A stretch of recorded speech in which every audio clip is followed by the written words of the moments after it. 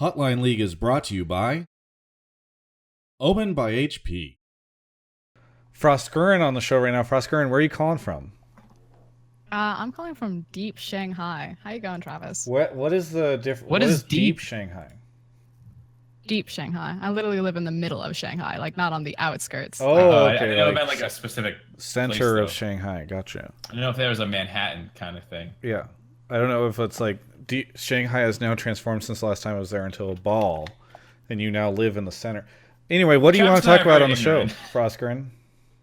Well, I heard that you guys were going back and forth in terms of like branding and marketing, and I thought that Kelby offered up a lot of interesting views. I know one of the first guys was calling about like the Golden Guardians and their merchandise, and so Slasher was talking about, wow, Travis, you do have a bad echo. What the hell? I know. Isn't it brutal? Working with Damn, this guy. dude. Aren't you supposed to be a professional? He doesn't want to wear fucking headphones or in-ears. You have my in-ears. Put in the in-ears, dude. Froskurinn, you were saying? Anyway, I wanted to get your guys' opinion in terms of like effort versus value, because it keeps going back to this idea of like content and branding and how viewership was down. But if you don't have massive organizations, and it wasn't just in the NALCS, it was also in the LCK. Without SKT being a parent in a final, their viewership was down.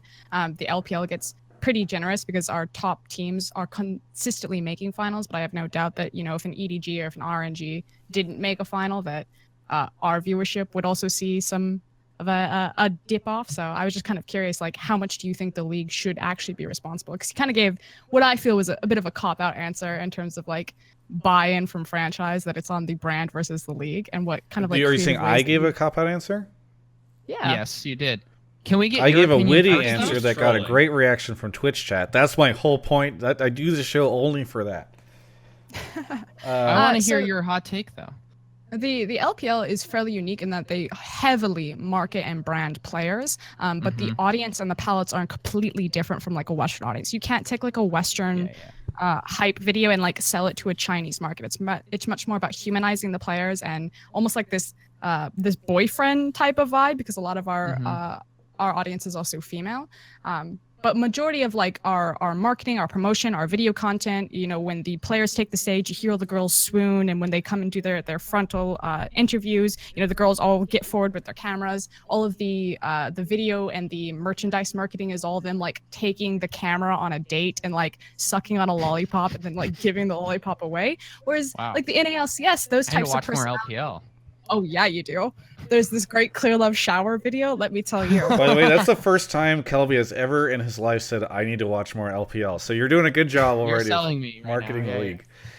But like in the NALCS, probably one of your guys' biggest brands is Sneaky, but a lot of that brand was built off of his streaming persona that then the league effectively just, you know, took and ran with it. There's never like a, I don't know, Mark, you tell me if there's any like sort of segment. I mean, it's always like player focus first. Like, let's talk about these players, let's build them up. But do you think there's any other way that we can help like these lower end brands that are just getting shut out because they don't win? Like, what can the broadcast actually do? I agree that the league doesn't do much for the players.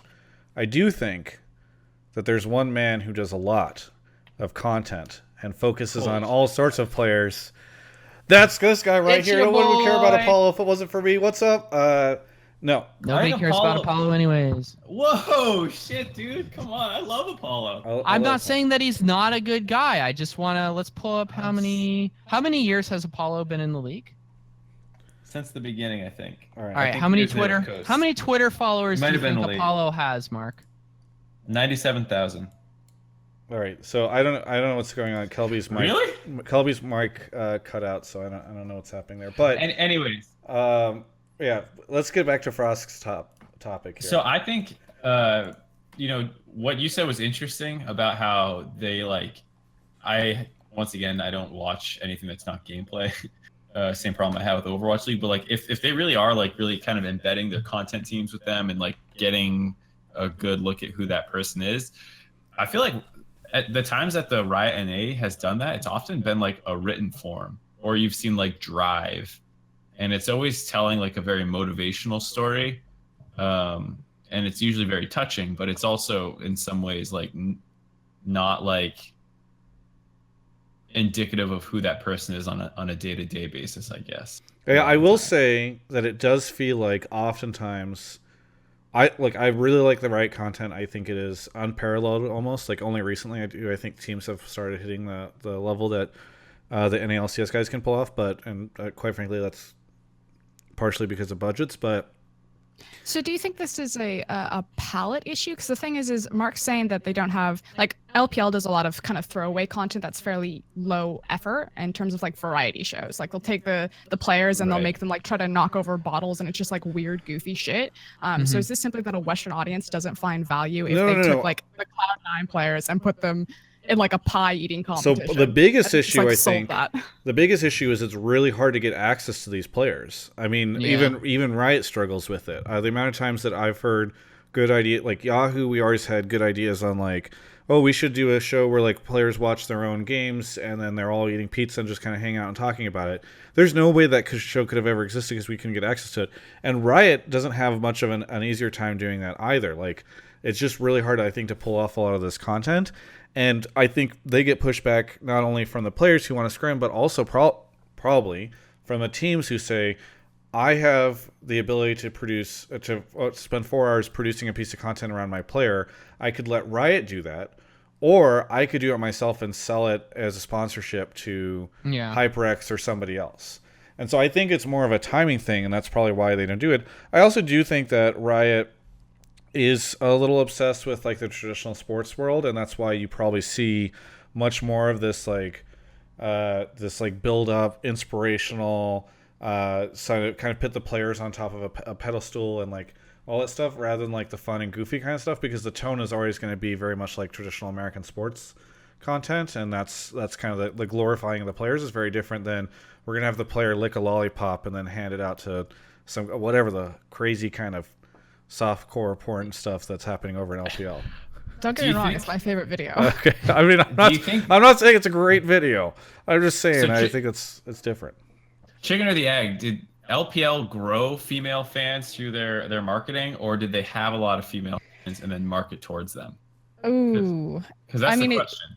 It's really hard to say because I just wasn't in here on the ground floor, but I've been to the NALCS arena, I've been to the LPL arena, I've been to the LCK arena events, and there's predominantly much more female fans at the actual arenas. When you actually break it down in terms of like female percentage fans that are, playing or watching online and everything, it's much closer to, the males vastly outweighing the female fans, but actually in venue and for a lot of these marketing needs in the LPL, at least it's it's pretty close to like 40-60. The most women we've ever had in the NALCS studio was during All Stars when all of them flew from China to support their Chinese You mean when team. it was like an LPL event? Yeah, essentially.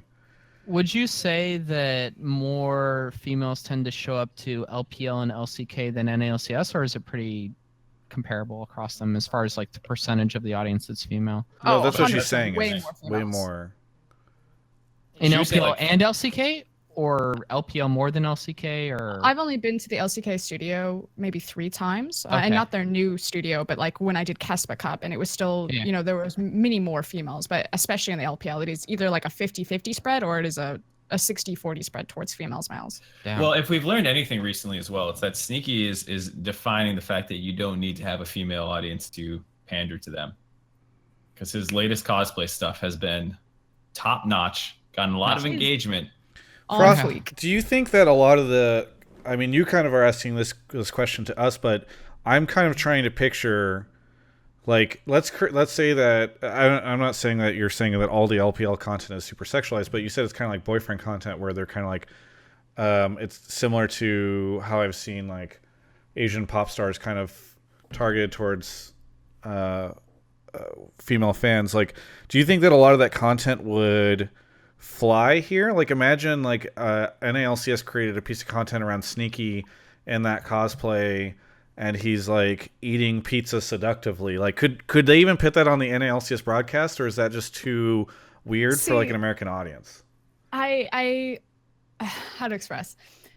You can even see it in the LPL English. Like, we don't run a lot of this content, even though we have access to it. Sometimes we'll show some of the variety shows or some of the games, but there's a lot that you're not seeing that is happening on the Chinese broadcast because we're going with the assumption that that's not something that the Western audience is actually interested in. And then the content that we specifically make when we do like our Uzi and our rookie interview pieces, that's very much with a Western palette in mind. But I absolutely think that we need to kind of explore different branding opportunities for these teams and really give them unique identities. Like Sneaky has such a strong identity. I have no doubt that you could sell him sexualizing pizza. And like the Western fans would find that hilarious. And so I don't know. The Western fans would, but would it to create too much of a scandal, right? Like would it be too weird for, like, I know the fans would like it, separating that, like the burrito thing with Meteos and Sneaky when they were doing like the honorable things. You know what I'm talking about? Yeah, the little ad, Sneaky at their window. I mean, that's probably the closest you guys have come. Yeah, I don't know. I think I understand like why Riot doesn't want to like do a lot of that stuff, because they like, I think like like Travis was saying, that kind of professional, high quality American sports vibe that they have going on right now. But it would be nice if they kind of had a different department that's just like, let's just make shit that the fans would find funny and engaging. I mean, I've always thought that that's what lolesports.com should be. Like, they spent a bunch of money flying out Sven Skaren's brother to do a long article that, while very well written, I'm sure got very little people watching it. Whereas if you'd spent that money helping Sneaky build a new cosplay like that, I think that video would probably be way more successful. But these are also like the players that don't need the assistance. I'm talking about, like the middle of the pack, the mediocre or the bottom tier teams. Does that work in LPL? Like, are there a lot of fans for the Golden Guardians level LPL teams? When you look like holistically at like the Chinese broadcast viewership, because English broadcast viewership and Chinese broadcast viewership are very different, even in terms of where the spikes are. So like for LPL English viewership, if we have a bottom tier team like Avicii Gaming or TOP, which are respectively last place, like they went 2-17 this entire split, our viewership would actually bump because they have big brand name players like Marin and EasyHoon. So we have proof, and it's hard to say, again, chicken versus egg, if that viewership spike comes because EasyHoon and Marin already had established brands before coming to bottom tier teams, and if they didn't or tried to build their career on these teams, that you wouldn't get the same viewership bump. But like there's a very strong correlation between like player popularity and viewership, at least for our tiny demographic. How does LPL solve the access issue of getting access to these players? They just force it? Probably. In terms of like getting interviews? No, I just mean like, let's say they wanted to do a funny video with Sneaky, they have to get access to him. Sponsorship is much more heavy-handed. Like Edward Gaming and Team WE have had to put off scrims before because they had sponsorship obligations, and the organization usually stands behind the sponsorship obligations. But these are, it's hard to say whether these are, content creation obligations or like going to a fundraising event or something like that. Yeah. I mean, to those 2 points, like, I mean, after the games, all the players, I'm pretty sure, maybe not all, but like the players get pulled into the features room and they give like interviews about like state of their team currently and this kind of stuff. I mean, hypothetically, you could redirect some of that time into making funny shit really quickly. Like if it is as simple as, I don't even know. Just Smash or pass. Yeah, like a really quick, I don't fucking know, dude. Like just anything, any quick video, like you could probably switch that time to then and not be an extra resource drain, but you are losing out on, you are giving something up to do that, of course. Yeah. And then to Frost's point about like, does it help chicken or the egg? I mean, the thing is, if people cycle and there's turnover, like Arrow was on the third place team. If you like, he's a fucking goofy ass motherfucker. If you like built up that brand of being like one of the goofiest dudes in the scene, and then he ends up on Optic on a 9th place team, at least like people will know way more about him and will be more, hopefully at that point, like you only watched it because he was popular, but now that he's not, you already know that about him. Yeah. So I think maybe it's like more of a long-term investment where it's not like you create content around an 8th place team, 7th place, 6th place team and hope people watch it. But like when those players do end up cycled through a little bit, you have more knowledge of other players. Hey, thank you so much, Frost, for calling in. I really appreciate it. Yeah, cheers, have a good one, guys. Yeah, it was good. Thanks, Frost. Bye. That was a really, really interesting conversation. Yeah,